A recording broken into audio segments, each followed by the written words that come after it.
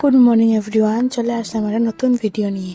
তো এই ভিডিওটা হচ্ছে 3 মার্চ 2025, যেদিন আমরা সবাই মিলে মাতাবাড়ি গিয়েছিলাম। মানে এটা হচ্ছে আমাদের ফার্স্ট ফ্যামিলি ট্রিপ।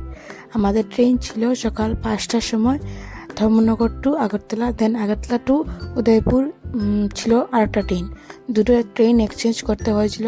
তো ফার্স্ট ট্রেন ছিল আমাদের 5টা থেকে 10:30 পর্যন্ত, অ্যান্ড দেন সেকেন্ড ট্রেন ছিল আমাদের 11 to 1, মানে 12:35 আর 45 PM সামথিং।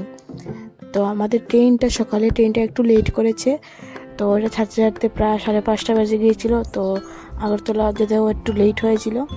তো এখানে এই মাতাবাড়ি ট্রিপটা আমাদের অনেক পুরনো ছিল, মানে আমাদের সবাই অনেক আগের থেকে যাওয়ার প্ল্যান বানাচ্ছিলাম, বাট আমাদের যাওয়া হয়নি। ওই যে বলে না, বেশি প্ল্যান করলে প্ল্যান হয় না। তো এটা হচ্ছে মানে আনপ্ল্যান ট্রিপ বলতে পারেন। মানে আগের দিন রাত্রে বলা হয়েছে যে আমরা কালকে মাতাবাড়ি যাব, অ্যান্ড নেক্সট দিন উঠে পড়েছিলাম ট্রেনে। তো এই আনপ্ল্যান ট্রিপটাই আমি দেখেছি সবসময় সাকসেসফুল হয়। তো এই ট্রিপটা আমাদের অনেক বেশি মেমোরেবল ছিল। দেন এই ট্রেনটা আমাদের 10:45 or 55 সামথিং গিয়ে পৌঁছেছিল আগরতলা। দেন আগরতলা টু উদয়পুর যে ডেমোটা ছিল, সেই ডেমোটা লেট করে প্রায় 12:05 ওইখান থেকে ছেড়েছে। মানে প্রায় 1 ঘন্টা আমরা ট্রেনে বসেছিলাম। তো দেন এটা গিয়ে পৌঁছেছে উদয়পুর 1 PM। তো এটা বলতে পারি যে আমাদের ভাগ্যটা অনেক ভালো ছিল যে আমরা গিয়ে পুজোটা পেয়েছি অ্যান্ড দর্শনটা করতে পেরেছি। তো এখানে অনেক বেশি মানে আমি তো যাইনি, এটা আমার ফার্স্ট মাতাবাড়ি যাওয়ার ট্রিপ হয়েছিল।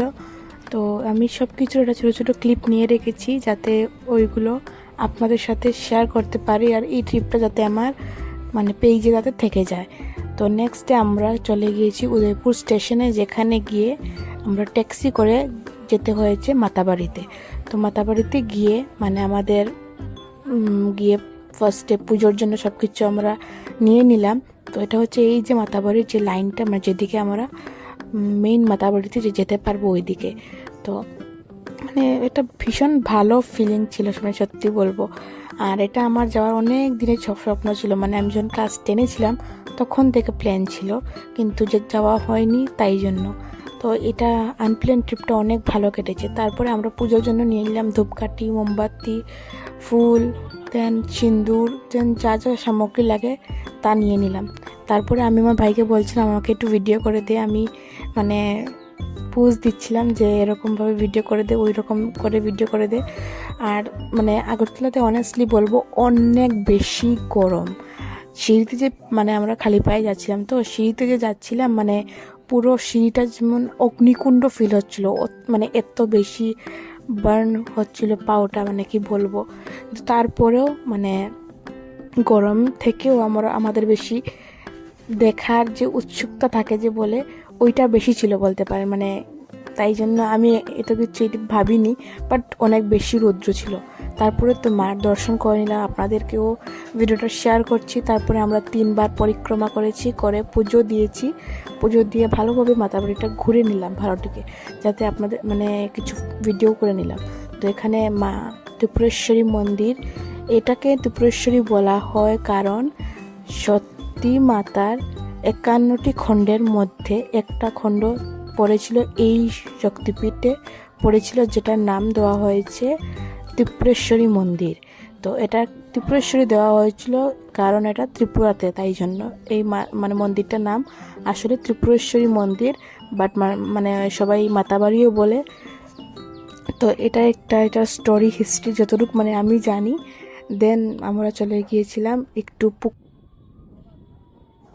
দেন আমরা এক এক করে মানে ঘুরে ঘুরে ওই যে পিলার যে থাকে ওই জায়গাতে মাথা ঠেকাতে লাগে। আর মানে সবার মনের ইচ্ছাটা মাকে বলে। তো মা তো দূর থেকেও শুনেন সবের আশা, কিন্তু ওই যে বলি না দেখতে যে পারা যায় ওইটা আর কি। তো আশা করি মা সবের জন্য ভালো রাখুক, সবাইকে খুশি রাখুক। আর এই মাতাবাড়িটা আগে এরকম ছিল না, আগে আরও ওল্ড ছিল। এখন অনেক কিছু নিউ বানানো হয়েছে, যেমন কি ওই যে ঘরটি বানানো হচ্ছে, নিচে আরও রুম বনছে, বিকজ ওইখানে মনে হয় ভবিষ্যতে অন্য কিছু একটা হবে, তাই জন্য। দেন আমরা চলে গিয়েছি পুকুরটা দেখার জন্য, মানে মাতাবাড়িতে একটা পুকুর ছিল, মানে এটা অনেক বড়, আর ওই পুকুরটা অনেক বেশি মানে পুরনো পুকুর। ওইটাতে যে কচ্ছপ মাছ ওইগুলো মানে বিশাল বড় বড়। তো ওইগুলো দেখার জন্য আমরা যাচ্ছিলাম। আর এখানে দেখা যাচ্ছিল যে কি কি কাজ হচ্ছিল, ভবিষ্যতে মাতাবাড়িটা কী রকম সুন্দর হবে ভাবতেই পারছেন। মানে 2 বছরের মধ্যে আশা করি ফুল কাজ কমপ্লিট হয়ে যাবে। এখানে নতুন নতুন ঘর বনছিল, নিচের দিকে আরও নিচে আরও নতুন নতুন মানে রুম টাইপের বনছিল। তারপরে এদিকে দেখুন মানুষ মানে সবাই কাজ করছিল উপরে, মানে আমি জানি না কি বনতে চলেছে, বাট আশা করি এটা খুব সুন্দর একটা মানে বনবে ভবিষ্যতে। দেন ফাইনালি আমরা চলে এলাম ওই যে বড় পুকুরটা বলেছি, ওই পুকুরটাতে। এই দেখুন আমি কচ্ছপের ভিডিও করেছিলাম, এই দেখুন এখানে কত বড় বড় কচ্ছপ, শুধু একটা দুটো না, এটা বিশাল বড় বড় অনেকটি কচ্ছপ ছিল। তো এটা প্রায় 10-12 বছর পুরনো কচ্ছপ, আরও পুরনো কচ্ছপ ছিল। কিন্তু একবার মানে আমরা শুনেছি একবার মাতাবাড়িতে পুকুরে বিষ দেওয়া হয়েছিল, তারপর ওই বিষে অনেকগুলো কচ্ছপ মানে মারা গিয়েছিল, তো ওদেরকে সমাধি দেওয়া হয়েছিল। তারপরে পুকুরটাকে ক্লিন করে আবারও মাছগুলোর পোনা ছেঁড়া হয়েছিল, তারপরে এখন এগুলো তো বড় বড় হয়েছে। তাও এই কচ্ছপটার বয়স প্রায় 10-12 বছর তো হবেই। তো সবাই এখানে বিস্কুট কিনে কিনে কচ্ছপকে দিচ্ছিল, আর কচ্ছপটা খাচ্ছিল। আমি কতবার দিয়েছি, বাট একবার মনে খেয়েছিল শুধু। তো মানে কচ্ছপটাকে আমি হাত দিয়ে টাচও করেছি। ফার্স্টে তো আবার ভয় লাগছিল যে ওটা যদি কামড় মেরে দেয়, যদি এই করে দেয়, যদি সেই করে দেয়। কিন্তু সবাই বলছিল কিচ্ছু হবে না, কিচ্ছু হবে না। তাই জন্য আমি বলছিলাম না, আমি টাচ করবই করব। তো নেক্সট ডে আমি গিয়ে মানে মাকে বলেছি আমি টাচ করবই। তারপরে গিয়ে আমি ওইটাকে টাচ করেছি, 3বার টাচ করেছি, কিচ্ছু করেনি। মানে কীরকম যে ভালো লাগছিল। তারপরে আমার মাও টাচ করেছিল।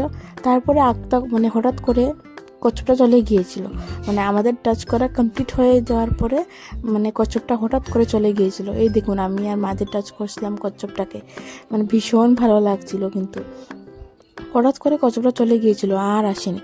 তারপর অনেক কষ্ট লেগেছে, দেখুন আর আসছে না। আমি ভাবছিলাম আবার টাচ করবো, কিন্তু চলে গেছে। তো যাই হোক, হতে পারে ওদের ভয় লেগেছে।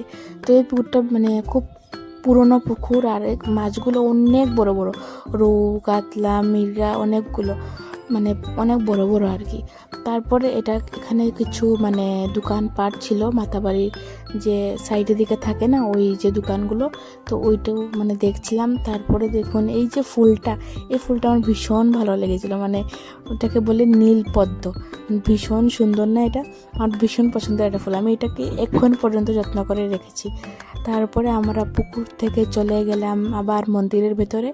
আর এখানে দুটো ছোটো ছোটো সুইমিং পুল টাইপের আছে, যেটার মধ্যে জল কম, বাট আমার লোকে হয়তো বা এটাকে ক্লিন করে আবারও জল দেওয়া হবে। তো এখান থেকে মাথাবাড়িটা দেখা যাচ্ছে, দেখুন কত সুন্দর ভিউ একটা আসছে। তো আমি এখানে অনেক কিছু ফটো উঠেছি আমরা।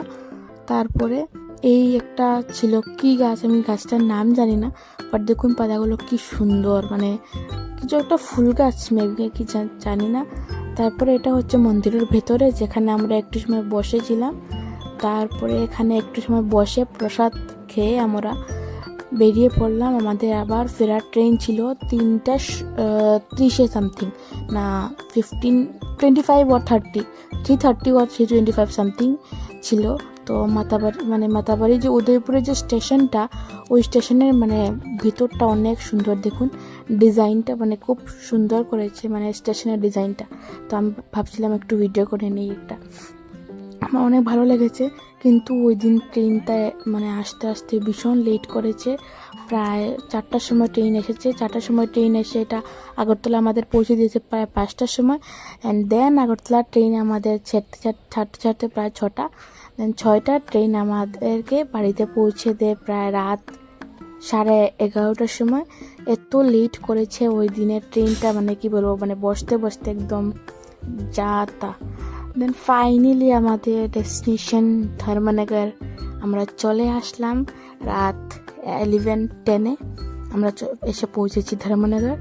দেন আমাদের জার্নিটা ভালোভাবে কমপ্লিট হয়েছে। এটা সুন্দর যাত্রা, একটা সুন্দর দৃশ্য আমরা দেখেছি, সুন্দর ট্রিপ একটা ভালো দিকে কেটেছে। আশা করি আপনাদের ভালো লেগেছে। দেখা হচ্ছে আরও